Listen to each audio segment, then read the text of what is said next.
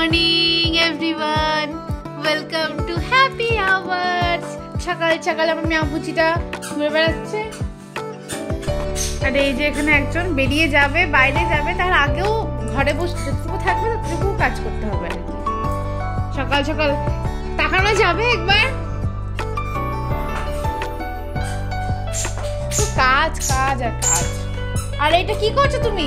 আমি চাদর নেব না বাবু। সত্যি মাম্মা গায়ে চাদর নেয়নি, তাই মামা চাদরটা নিয়ে চলে এসছে। থ্যাংক ইউ মাম্মা, আমার সোনা মেয়ে। কাজে যাওয়ার সময় প্রত্যেক দিনের শুধু রনর পায়ের কাছে এসে ঘুরবে আর ওকে কোলে নিতে হবে। ওকে নিয়ে বেড়াতে নিয়ে যাচ্ছ না তো বলবে না।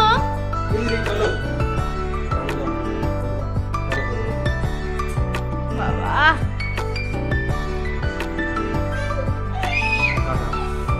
নামবে না, কিছুতেই ও নামবে না বাবার কাছ থেকে।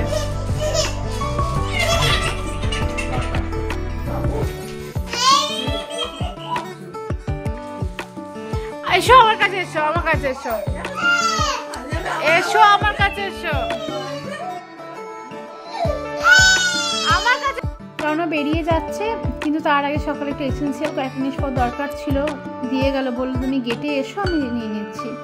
তো আমি গেলাম, নিলাম জিনিসগুলো। ঘরে ফিরে এসে আজকে ভেবেছিলাম সমস্ত চেয়ারের যে কভারগুলো, ডাইনিংয়ের যে চেয়ার দুটো ইউজ করি আমরা, সেই দুটোর কভার আজকে কাচতে দেবো। তার সাথে রণজি জামা কাপড় ছিল, বেডশিট ছিল, তো সেগুলি এখন আগে দিইনি, তাহলে কাজ শেষ করতে করতে ওগুলো কাঁচা হয়ে যাবে আর শুকোতেও দিয়ে দিতে পারবো। রোদটাও তো এখন ওই 1-1:30 নাগাদ করে ভালো করে থাকছে, 2-2:30 মধ্যে চলে যাচ্ছে, তো ওই টাইমটা পিক টাইম একদম। তো তাই এখন ওয়াশিং মেশিনটা চালিয়ে দিচ্ছি। ওইদিকে রাহির ব্রেকফাস্টটাও বসিয়ে দিয়েছি, হয়ে যাবে একই সঙ্গে। রাহিকে খাইয়ে দেবো, তারপর তো ওকে ঘুমোবে। আজকে আবার অদৃশকে পড়ানো আছে, ভাবলাম সকাল দিকটাই পড়িয়ে নিই, তাহলে বিকেল দিকটা যদি কোথাও যাওয়ার থাকে, কথা আছে একটু কাঁচরাপাড়া যাওয়ার, তাহলে যাওয়া যাবে। কেন না আজকে অন্য দিনের তুলনায় একটু বেশি কান্নাকাটি করছে রাহি।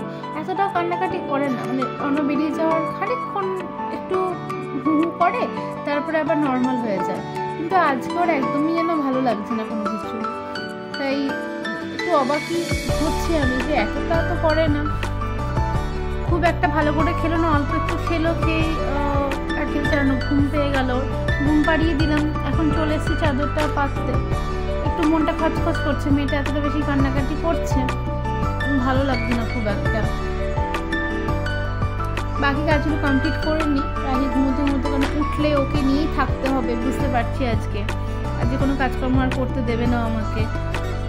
যাই হোক করে নিই। ওদিকে কাপড়গুলো কাঁচা হয়ে গেছে, এবার বের করে মেলে দেবো।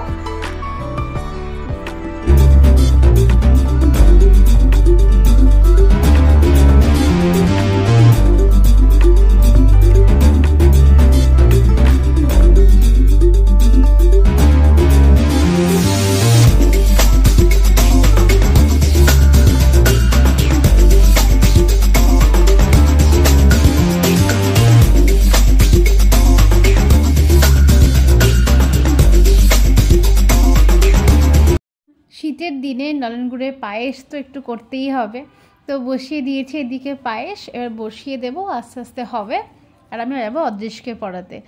এই ভিডিওটা তোমরা আলাদা করে পেয়ে যাবে আমার শর্টসে, দেখে জানিও কেমন লাগলো রেসিপিটা তোমাদের, আর তোমরা কীভাবে বানাও সেটাও আমাকে কমেন্ট করে জানাতে ভুলো না।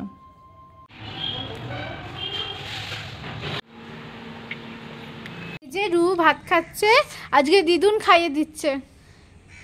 দিদুরাকে যতটা পারে খাক, তারপরে না খেলে তো মাম্মা হাল ধরবে। আজ মাম্মা স্নান করতে অনেক লেট হয়ে গেছে, তাই দিদুন খাইয়ে দিয়েছে না বুড়ো। স্নান টান করে এলাম, রোদ তো একদম নেই, কী যে হবে জানি না, চুল শুকোবে কি না। চুলের অবস্থা এমনি বেহাল, আর ড্রায়ার ইউজ করলে আর দেখতে হবে না। খাও খাও,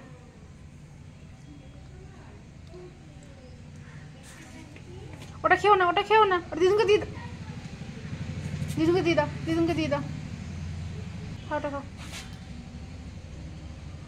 এক বিরক্তিকর কাজ, খুব বিরক্তি লাগে আমার। মানে যা যা কাজকর্ম করতে হয় বাড়ি, তার মধ্যে আমার সবথেকে বিরক্তিকর কাজ এই ডিপার্টমেন্ট ওয়াইজ কাপড় জামা ভাঁজ করা, সেটাকে প্লেস করে রাখা যার যার জায়গায়।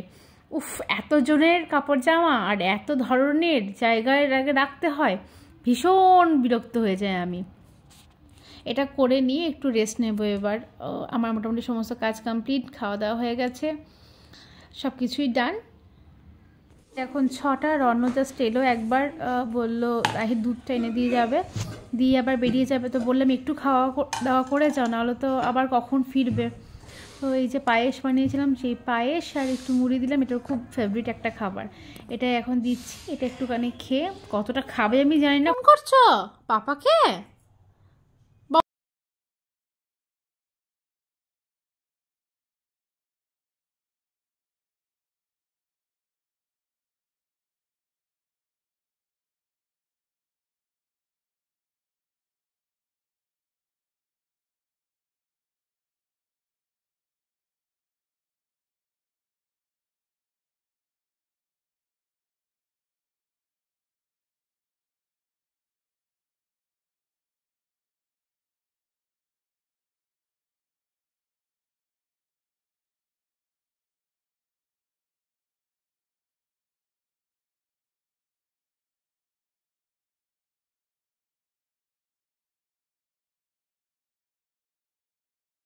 বললাম না, সকাল থেকেই রাহি আজকে বড্ড বেশি মিস করছে পাপাকে। এখন ফোনটাকে হাতে নিয়েছে, নিয়ে নিজে নিজেই অটোমেটিক্যালি বলছে বাবা বাবা বাবা। খুব বেশি মিস করছে রনকে আজকে। এটার জন্য আজ কি হয়েছে জানো?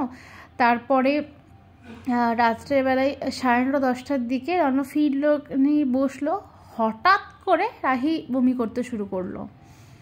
মানে আমরা রীতিমতো দেখে অবাক, একদম বড়দের মতো বমি করছে, এত মানে ওর কষ্ট হচ্ছে বমি করতে, আর ভীষণ অ্যাসিডের স্মেল আসছে। মানে ওর পুরো খাবারটাই একদম ডাইজেস্ট হয়নি, ভীষণ একদম ভেতরটা অন্যরকম হয়ে গেছে একদম। তো মেয়ে আমার তো সেই বমি টমি করে পুরো কাহিল। সারাদিনের পর রাত্রিটা আমাদের খুবই টেনশনে কাটলো, সারা রাত আমরা ঠিক করে শুতেও ঘুমোতেও পারিনি, দুবার বমি করলো মেয়েটা, সব নিয়ে আজকে দিনটা খুব কষ্টভাবে শেষ হলো। আজকে এখানেই শেষ করছি ব্লগটা, দেখা হচ্ছে নেক্সট ব্লগে। সবাই ভালো থেকো, হ্যাপি থেকো, হ্যাপি আওয়ার্স দেখতে থেকো, টাটা।